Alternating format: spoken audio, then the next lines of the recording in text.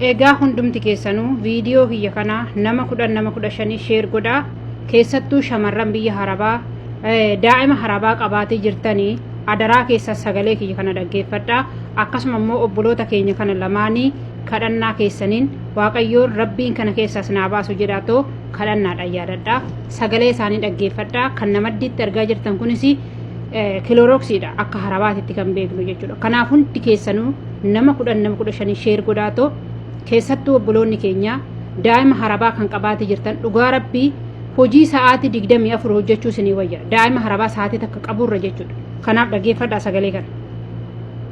Kilooroksii dhugee beekte kilooroksii dhugdee jettee achi mucayyoo Itoophiyaa lama ta'anitu hojjannaan fooqi lammaffaa galashii fooqi sadaffaa galtii mana ashiitti deemanii mana dhaniiti jechuudha. Achitti dhugdee beektee na guyyaa gaafasicha mucayyoon hinduuti seenee yoo akkasuma dhanitti bobboqogeetti diddiimatee jedhee mana yaalii gashanii amma garuu dhanna ishii muduutu mammadaa'ee dhanni akalaatii muduu mammadaa'ee har'a bakkee nuti jirru suudii dhabeette suudiirraa baay'ee fagoodha. Antinitti dabarsanii gara riyaaditti mana yaalitti har'a dabarsanii ammaaf lubbuun.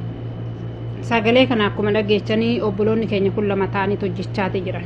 Handoo obboleettiin keenya takkittiin daa'imni isaanii keessattuu itti dhiyaattee kilooroksii dhugde beektu. Daa'imni Harabaa jechuun abidda jechuudha. Kanaaf yaa obboloota koo Rabbii sinaa obboleettiin keenya kun immoo lama ta'anii waan hojjechaa jiraniif waan kilooroksii jalaa dhuge kun immoo nan bada jettee kaatee anis jechuun erga amma sagalee isaanii ani guyyaa sadaffaatti dhaggeeffadhe dhugaa Rabbii dubbachuuf amma garuu daa'imattiin nafatu madaa'ee kilooroksii dhugdee jedhan akkuma suura isaa namaddeetti argitan kan. Adaraa obboloota koo keessattuu obboloonni keenya daa'ima qabaatee jirtan halkanis guyyaa akka hirriiba hin qabne hin beekna hundi keenya jechuudha. Ani daa'ima Harabaatis qabeen beeku dhugaa dubbannaa ta'e garuu immoo ijoollee keenya obboloota keenya irratti argaa jira. Kanaaf iyyuu keessattuu obboloonni keenya Rabbii sinaa har'a mucayyoon tun odoo ofii ishiitii baddee baatee daa'imni kun akkana ta'ee isheen lama ta'anii hojjetan takkitee achitti dhiistee baddee baatee daa'imni kun odoo wayi ta'ee isheen badde sunis akka murtiin du'aa Suudi Arabiyaa kanaa keessa immoo hin beektanii. Kanaaf obboloota keenya kana Rabbiin daa'ima sanillee haa fayyisu jedhaa kadhannaadhaan yaadadha. Mucayyoon amma daa'imni jalaa kilooroksii dhugetuni kan sagalee naa qabdeetan odoo hin taane ishee suni nyaatallee nyaattu dhugaatillee dhugdu jedha dhugaa Waaqa jechuudha. Maaliif jennaan rifaatuu guddaa rifatan hangaafa duraa naa qaban tokko sagalee surmaayyuu wanti isaan jedhan tokko adda naa ba'uu dide. Sagalee isaan immoo dafee dhaggeeffanne. Kanaafuu Rabbii sinaa eegu. Balaa akkana jalaas baanee hunduma keenya iyyuu nagaan haa galchu. Kanaaf ijoollee Harabaa warri qabaatee jirtan adaraa keessan of eeggannoo taasisaa. Walee hojii Arabaa keechaa maal jibbita jedhanii dunna gaafatanii inni ijoon daa'imman Arabaa kunuunsuu daa'imman Arabaa guddisuudha jechuudha. Waanan hojii kana jibbuu fi yeroo hundumaa hojiin kun na mudatas na qunnamas jechuudha. Ammallee daa'imman guddisaa jira, daa'imman kunuunsaa jira.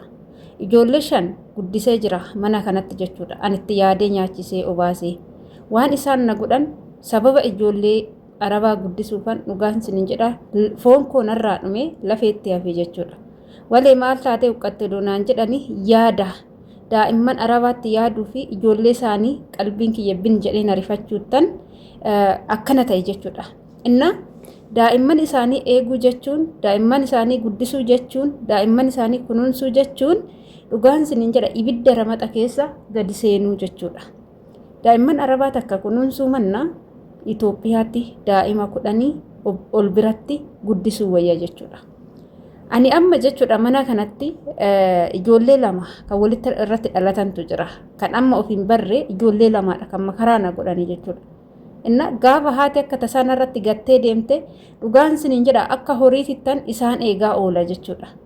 Kan isaan waltuman, kan isaan ol dhaanan inni mucaanii amma idimeen isaa xiqqishuu ta'e kan macarrashaa kun maal godha? Obboleettii isaa kan isarratti dhalatte jechuudha.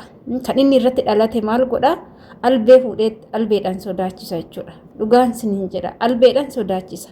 Albeedhaan muruuf ta'a jechuudha. Odoo ani ija irraa qabadhee, odoon ilaaluu baadhee, odoon eeguu baadhee dhugaan sinin jedha mormarraa qala jechuudha.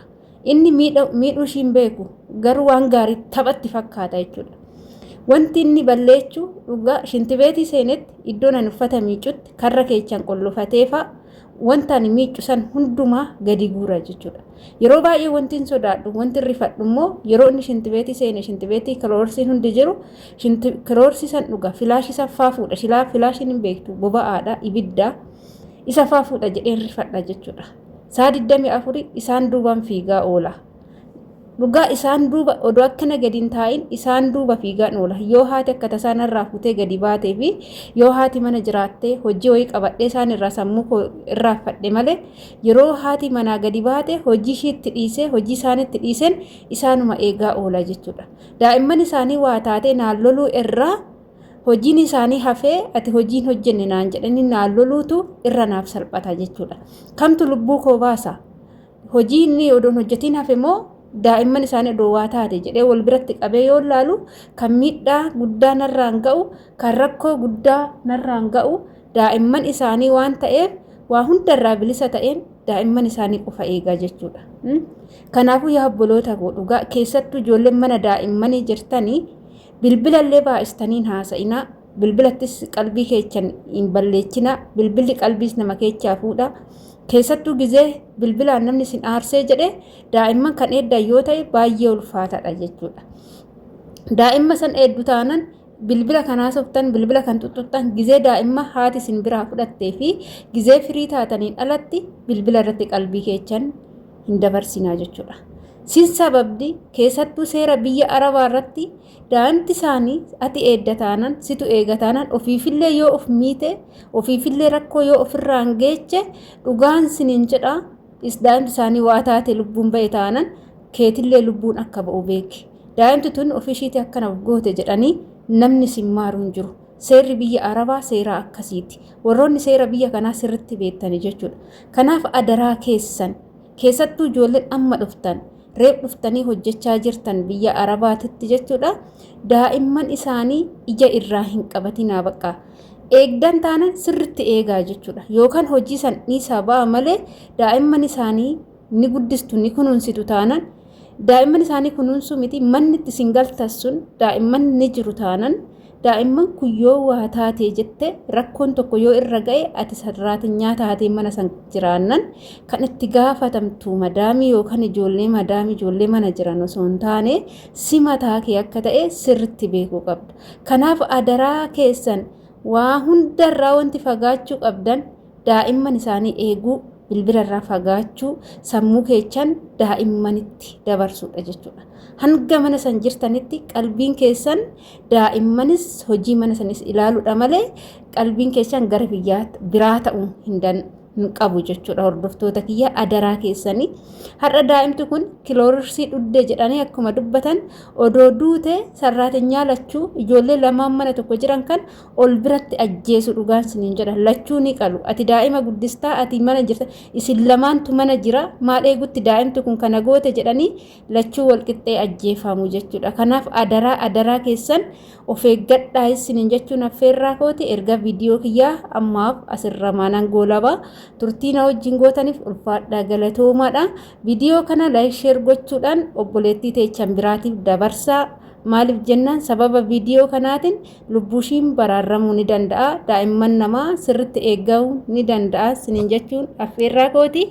Egaa turtiina wajjin gootaniif galatoomaa hanga viidiyoo biraatti walitti deemtu baay'ee.